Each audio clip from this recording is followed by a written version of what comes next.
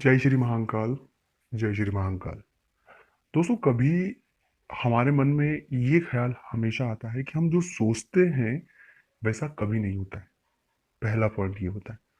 दूसरा point of view होता है कि कई बार हम सोचते कुछ हैं और हो और कुछ जाता है, और हम चाहते ही हैं कि हम जो सोचते हैं वही होना चाहिए। तो अगर आप ये सोचते हैं कि हम जो सोचते हैं वही हो, तो आज इस वीडियो में आपको कुछ ट्रिक्स और कुछ ऐसी बातें पता लगेगी कि आप जो जीवन में सोचेंगे आपके साथ वही होगा। तो इस वीडियो को पूरा और अंत तक आप देखें। तो देखने के बाद आपको बहुत सारी चीजें जो इससे पता लग जाएगी। अब हम और आप एक सामान्य व्यक्ति हैं। हमारी आकांक्षाएं, हमारी चाह, हम जीवन में उन्नति करना चाहते हैं। हमारी कोई बड़ी ख्वाहिशें नहीं है कि हमें कुछ बड़ी ख्वाहिशें, हमारी बहुत छोटी छोटी ख्वाहिशें होती है। हम उन्हें पूरा करने के लिए पूरी मेहनत करते हैं, पूरा जोर लगा देते हैं, पर वो चीज़ें हमें जोर लगाने के बाद भी नहीं मिलती। मतलब प्लानिंग हमने कुछ और किया है, मिला और कुछ और। मिलने के बाद भी हमारे साथ तो ये भी होता है कई बार कि जो चीज़ मिली वो भी हमें नहीं मिल पा रही।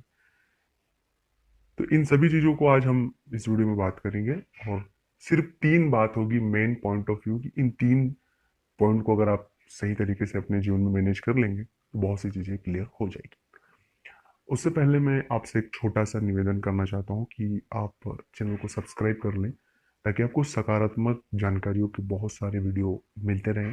वीडियो को लाइक जरूर करें अगर आपको अच्छा लगे, और अगर जीवन में कोई तकलीफ या परेशानी चल रही है तो स्क्रीन पर नंबर चल ही रहे हैं, आप मुझसे सीधे बात कर सकते हैं व्हाट्सएप पर अपॉइंटमेंट लेकर।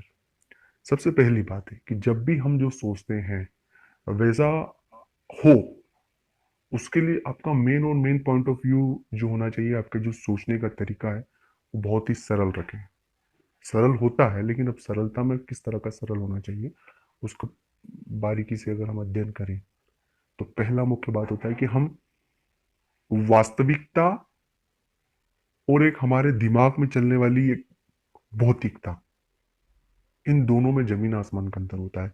हमारे दिमाग में बड़े बड़े ख्याली पुलाव सजा लेते हैं। मतलब हम चीजों को इतना ज्यादा पॉजिटिव लें, लेकिन पॉजिटिव के बाद जो ऊपर चले जाता है, मतलब ओवर कॉन्फिडेंस होकर तमाम चीजों का प्रिडिक्ट करते हैं, और वही चीजें हमें रियलिटी से हमेशा दूर रखती हैं। तो पहला पॉइंट जो मैं हमेशा कहता हूँ, अभी भी आपसे कह रहा हूँ कि वास्तविकता को पहले भापें कि वास्तविकता क्या है हमारी, हम क्या है, कैसे क्या है, और हमारी योग्यताएं क्या है, या कौन सी चीजें हमारी अच्छी नहीं, उन्हें हमें अच्छा करना चाहिए।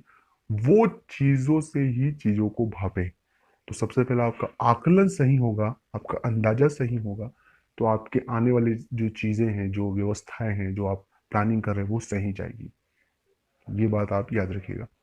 दूसरी बात होती है सकारात्मक जरूर सोचें। इसमें एक बात याद रखना कि हमें सकारात्मक तो सोचना है, चाहे कुछ हो या ना हो, सकारात्मकता होनी चाहिए।